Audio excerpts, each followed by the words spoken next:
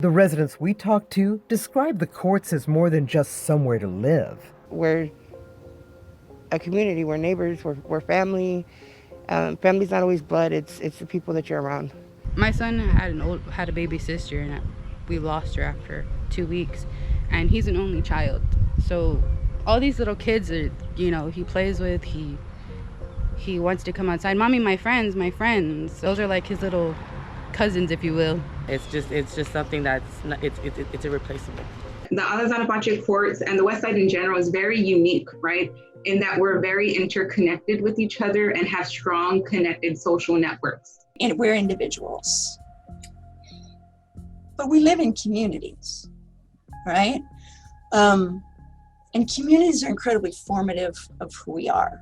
And the community can be even more important for people in lower income brackets.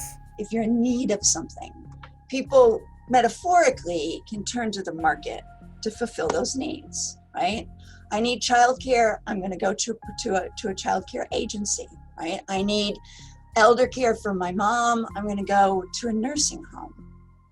In lower income areas, people don't have that flexibility to turn to the market in order to fulfill some of those really basic needs. Instead, they turn to their social network, neighbors and friends who live nearby. If the proposed demolition of the Alazan lofts does happen, people will be displaced and pushed further away from their social network. Then there's the fear that even if these residents are initially able to remain in the neighborhood will change. It's been shown that when we start to see this kind of investment, especially in lower income communities, it's often the signal to a lot of other investors that this area is turning around, that it's going to be safe for further investment, and we start to see some gentrification.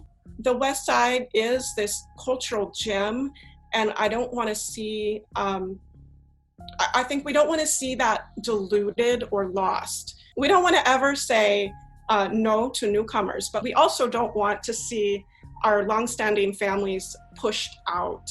I feel like they're trying to push everybody from the west side out. I mean, they're doing the same thing on the other side, on the east side as well. Councilmember Shirley Gonzalez represents this district. She says there's a history of declining population in District 5. But the reality is we have lost population every year for the last 50 years. Gonzalez says the West Side needs new development and public investment, but not at the expense of those already living in the neighborhood. That has always been my desire, is that we make the district a desirable place to live by having great public facilities, great public spaces, investment in trails and parks and libraries, community centers, lots of wonderful nonprofits, so that when people do start to do well for themselves and get out of that 30% of AMI, they decide to stay in the district. Despite what Gonzalez describes as a decline in population, the Mi Barrio No Se Vende, My Neighborhood Is Not For Sale movement